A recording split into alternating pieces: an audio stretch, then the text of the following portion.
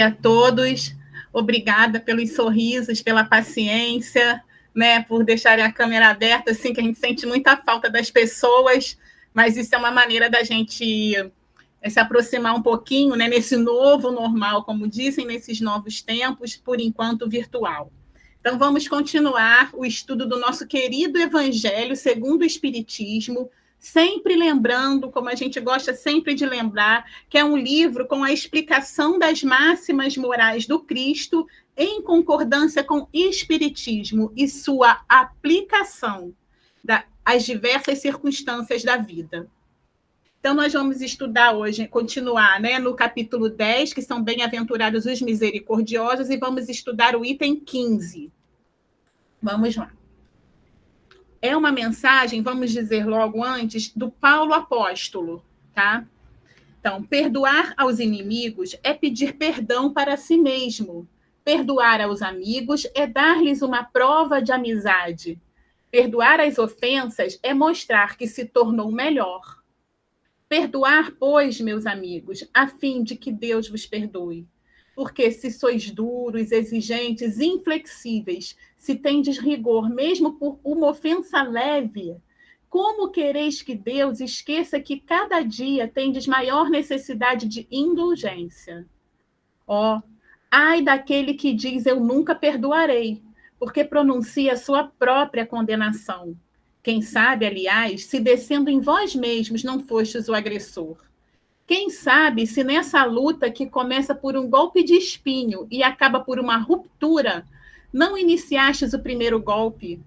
Se uma palavra ofensiva não vos escapou, se usastes de toda a moderação necessária, sem dúvida, vosso adversário errou em se mostrar muito suscetível, mas é para vós uma razão de ser indulgentes e de não merecer a censura que lhe endereçais. Admitamos que fostes realmente o ofendido, numa circunstância. Quem diz que não envenenaste a coisa por represálias, que não fizestes degenerar em querela, seria aquilo que teria podido cair facilmente no esquecimento. Se dependia de vós impedir-lhe as consequências, e se não o fizestes, sois culpados. Admitamos, enfim, que não tendes absolutamente nenhuma censura a vos fazer. E com isso não tereis senão maior mérito em vos mostrar clementes. Mas há duas maneiras bem diferentes de perdoar. Há o perdão dos lábios e o perdão do coração.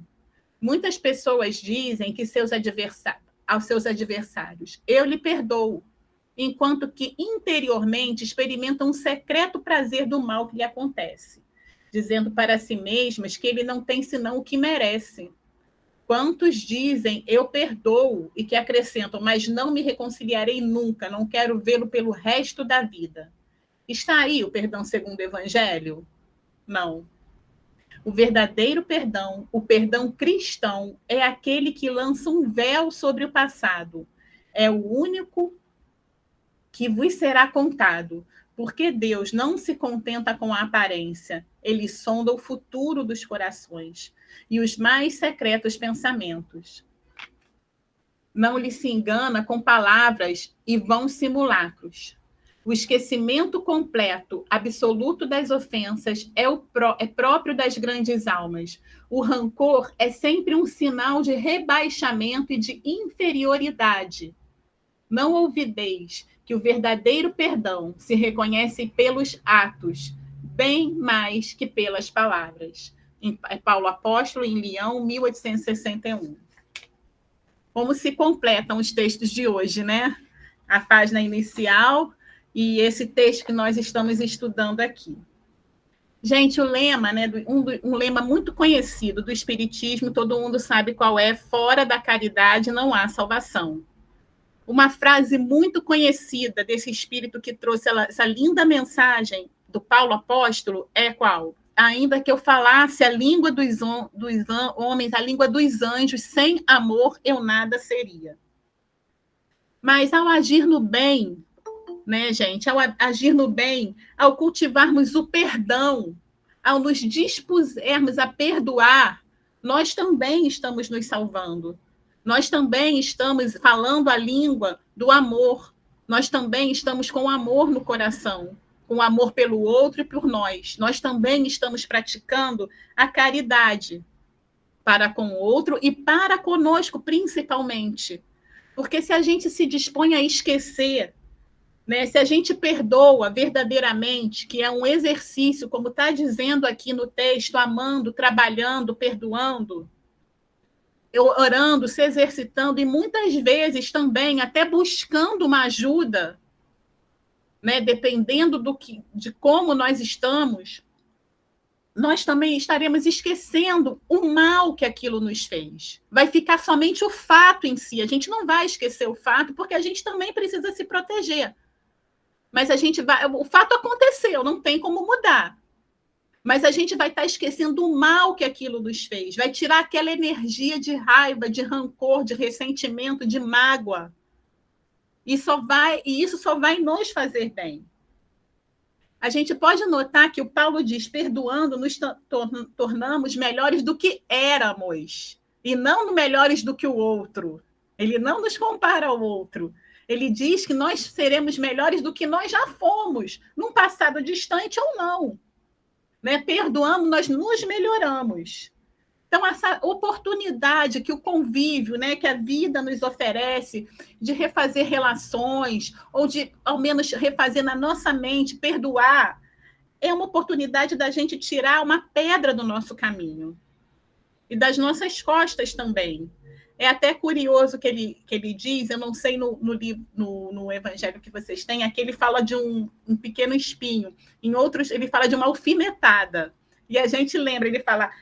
quem sabe se nessa luta que começa por uma alfinetada e acaba por uma ruptura, a gente sempre lembra daquela frase, né, que a gente fala muitas vezes, quando alguém está, agora postando, né, quando alguém está postando, ou quando alguém está falando sobre uma determinada situação, a gente acha que está direcionado a nós, a gente já começa, está falando comigo? Isso foi para mim? Aí o outro, mas a carapuça não era não, mas se a carapuça serve, aí começa aquela briguinha, um alfinetando o outro, que termina numa ruptura, às vezes, sem necessidade. Quantas vezes a gente, você não fala mais com fulano, não, não falo não, por quê? Não lembro, mas se eu não falo é porque ele aprontou, né? Então, às vezes, é sem necessidade, uma bobeira, gente. E muitas vezes a gente vai ter que conviver com aquela pessoa, porque é um parente, é um vizinho, é alguém com quem a gente trabalha, a gente vai pedir demissão na situação que está? Não. Vai se mudar? Vai se mudar de casa? Vai parar de conviver com um parente? Ou vai tornar a nossa convivência mais difícil, um alfinetando o outro cada vez que se encontrar ou cada vez que falar? Não é mais fácil, muitas vezes, deixar passar? Que aquilo vai se diluindo? Né? Então, quando um não quer, dois não brigam, já diz o ditado popular, né? E muito engraçado também que ele fala que, primeiro, para a gente poder fazer uma análise das nossas atitudes, Santo Agostinho recomenda muito isso, e Paulo também está recomendando, ele diz, primeiro, vai lá no fundo do seu coração, vai no fundo de vós mesmos, e veja se não foi você o agressor. Não, beleza. Será que você também não deixou escapar nenhuma palavra ofensiva? Será que você foi realmente moderado no seu proceder, no seu falar? Será que não piorou as coisas com alguma censura, com alguma represália? Se depois disso tudo, né, dessa análise criteriosa, a gente vê que não tem nenhuma censura, que nós sejamos clementes, que nós possamos nos dispor a perdoar. Tenhamos boa vontade em perdoar aquilo. Né? Veja bem, ele disse que o perdão é aquele perdão do coração, é o que lança um véu sobre o ocorrido. Um véu não é um pano que é opaco, é translúcido. A gente não vai esquecer o fato que aconteceu, até mesmo porque aconteceu, a gente vai ter que se proteger, a gente fala novamente aqui, a gente só vai esquecer o mal que aquilo nos fez. Né? Eu peço um cartão, aquela velha história, eu vou pedir um cartão emprestado para alguém para pagar alguma conta minha. Aí chegou o dia do vencimento do cartão da pessoa, aí o que vai acontecer? Eu não paguei. A pessoa vai esquecer? Ela ficou no prejuízo. Ela vai ficar chateada e tudo. Ela vai esquecer? Ela vai me emprestar o cartão de novo? Se ela não pode dispor daquele dinheiro, se prejudicou? Provavelmente não. Agora, aquilo que vai, como vai bater, né, vamos dizer assim, aquilo dentro dela, é uma escolha dela. Eu vou pagar o meu preço. Que eu fiz o mal, eu vou ter que pagar o meu preço. Mas enfim, da minha desorganização, irresponsabilidade, enfim. Mas como é que aquilo vai bater na outra pessoa? Como é que eu vou permitir que aquilo me faça muito mal cada vez que eu me lembrar daquele fato? Eu vou permitir isso? A gente gosta de trazer alguns fatos que aconteceram, né? Tem um livro que se chama A Luz Dissipa as Trevas. É uma seleção de fatos verídicos, né? Que contém lições evangélicas. É um livrinho fininho e bem facilzinho de ler, com letras grandes. É bem light o livro.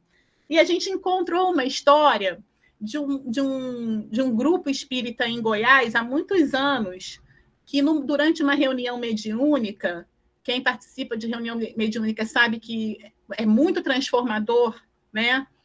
É difícil, mas é muito transformador. Então, se apresentou um espírito que carregava uma bala de revólver mesmo, como um cartão de visitas. E era um espírito muito revoltado, um espírito querendo vingança, dizendo que foi muito injustiçado.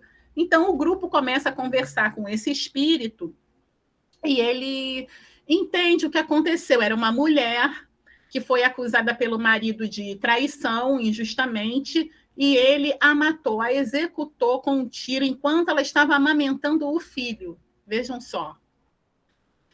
E aí começa aquele trabalho, né, de doutrinação, aquele trabalho longo de doutrinação, que a justiça de Deus é infalível, que a justiça de Deus é perfeita, que vai fazer muito melhor para ela perdoar. Um longo trabalho, aquele espírito voltando, um longo trabalho. E pouco a pouco, esse cartão de visitas, que era uma bala, vai se transformando numa flor. E quando ela perdoou, ela começa a se apresentar com uma flor. Ela não falou sequer o nome. O grupo espírita começou a chamá-la de Rosinha, por causa dessa flor que ela estava carregando. E ela veio a se tornar uma grande trabalhadora no plano espiritual desse grupo espírita. Então, a gente traz isso aqui, gente, porque como é nítido, literalmente, quem tinha a faculdade da vidência viu o que aconteceu. Como é nítido, a gente vê o que acontece, né, com o perispírito, nesse caso, a modificação que acontece.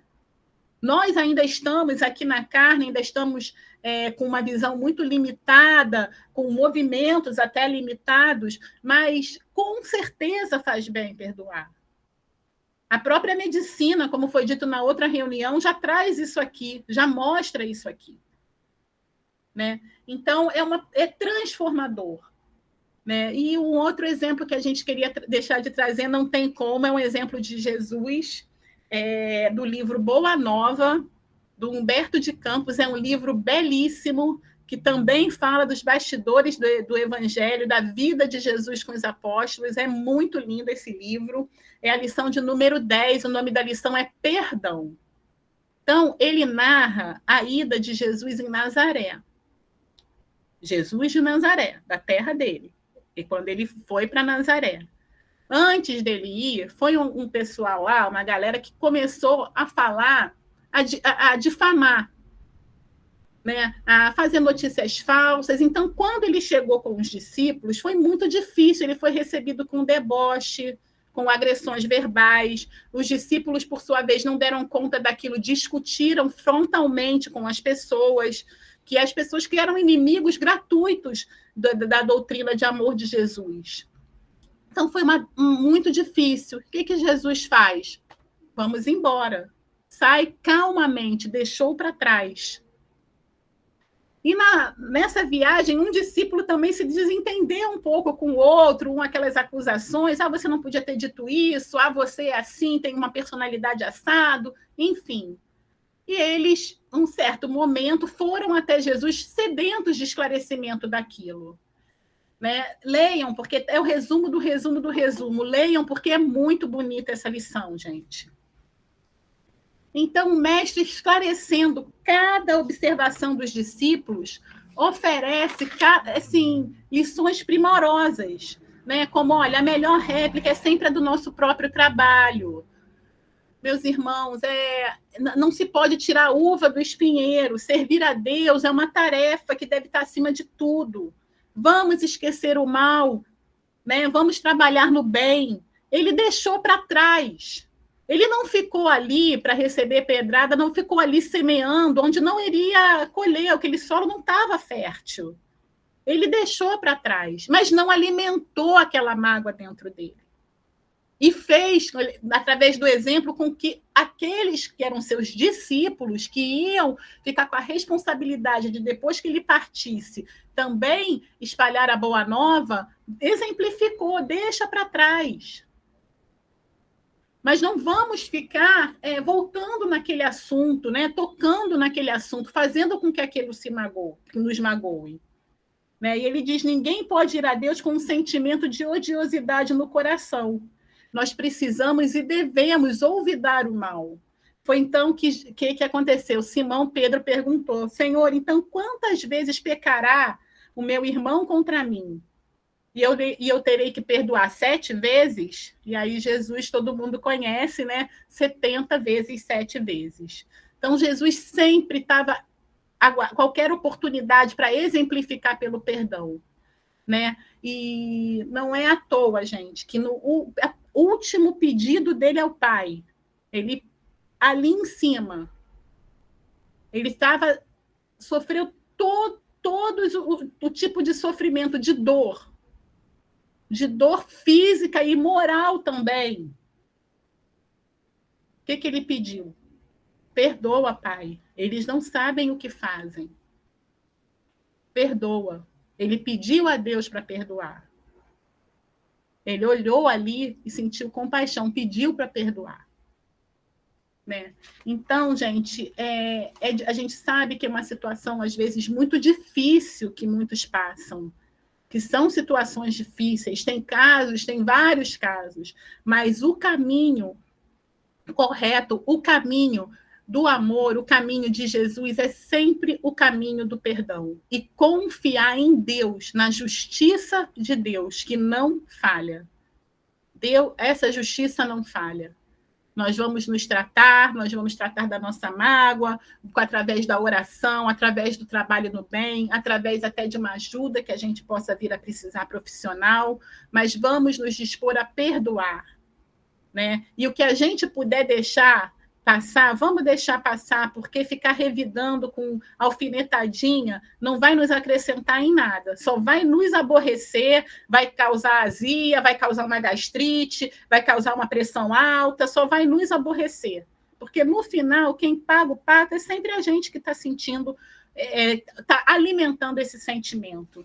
Né? Então, bem rapidinho aqui para terminar, a gente queria, com essa lindíssima, essa página lindíssima, né, da Maria Dolores, quando a ofensas te visitem, não revides a uma boa, ama, trabalha, perdoa. Mais uma vez, quando ofensas te visitem, não revides a uma boa, ama, trabalha e perdoa. Que Jesus possa nos abençoar, possa estar sempre conosco, melhor, que nós possamos estar com Ele, porque Ele está sempre conosco. Que Jesus nos abençoe, graças a Deus.